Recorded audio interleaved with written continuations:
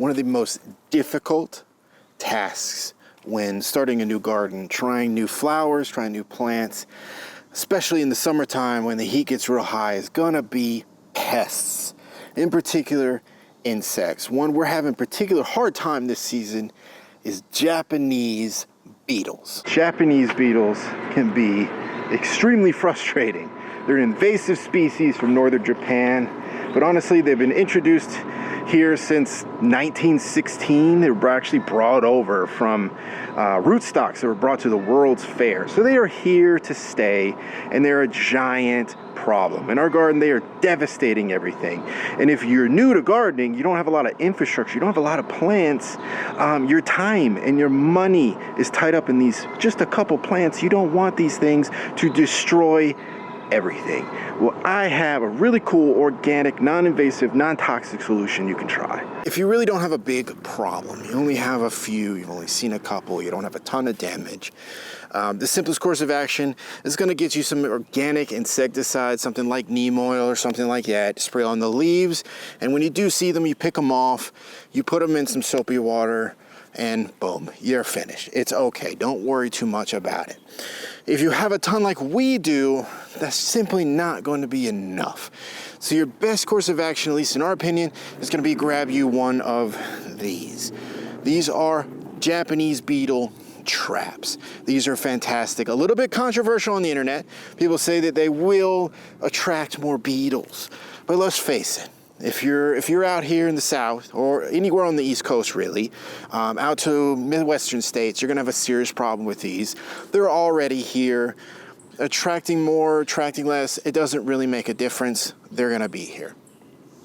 So grab you one of these. You can get these at any hardware store, Ace Hardware, Tractor Supply, Home Depot, Lowe's, doesn't really matter. They will sell them. You can also find them online. They're not too expensive. Now, effectively how they work is they are attracted by a lure.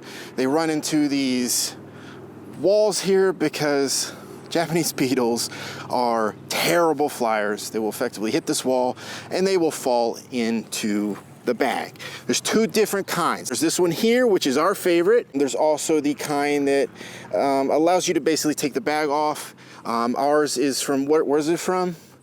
Where is it from? Spectricide. Spectricide. Ours is from Spectricide. You can take the bags off, you can throw those bags out. This one is made with a cinch bottom, something like a Velcro or a Ziploc, and you can just dump these out. Dump them into some soapy water in case there's any that are still alive and kill them dead. Don't ever squish these guys. If you squish a Japanese beetle, they will produce pheromones which will attract more beetles. Dump them into some soapy water, be done with it, or just dump them into some water. If you've got some chickens, you can feed them to your chickens. They absolutely love these apparently. We don't have chickens, haven't tried that, but apparently chickens love these. But this will take care of your problem. Seriously, we were hanging this very one, and as Kate was holding it, they were flying into it before I even had a chance to put the pole in. They'll cover about 500 square feet or so. Pretty sizable area if you're just using it for like a home garden or homestead garden. These are absolutely great traps. We've seen a pretty sizable drop in the damage. It still will happen, but that's just the way it's going to be. But this is going to be your friend when it comes to Japanese beetles. Pests are a headache. They really are, especially when you're a new gardener. But honestly, there's options out there. There's trap crops, there's poisons, there's traps. There's so many things you can do. This is one of the coolest options, best options we've found to work for us for Japanese beetles. Like I said, we have reduced drastically the amount of damage that we have seen on all of our plants. Poor Kate's been going around cutting off all of the damage of the leaves to try to save the plants. It's been working super hard, but we have seen improvement. So pick you up some of these. Maybe we'll drop some links in the description box. We are not sponsored. We are not affiliated, but we'll drop some links below if you want to pick you up something like we have here. It will help you out in the long run. But guys, if you like what you see, you want more tips, you want more tricks to have a successful flower or vegetable garden, please subscribe. Hit that thumbs up button for us. It helps us out a lot. And comment below. Let us know what you think. Anyway, as always, stay strong, stay blessed, stay freaking savage.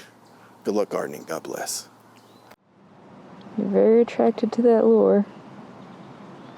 Eventually it'll just drop in. Yep. Or you can just kind of... Yep, there you go. That's how you manually get them in there. Ugh. That's nasty. That's really nasty. There's so many beetles in there. I know.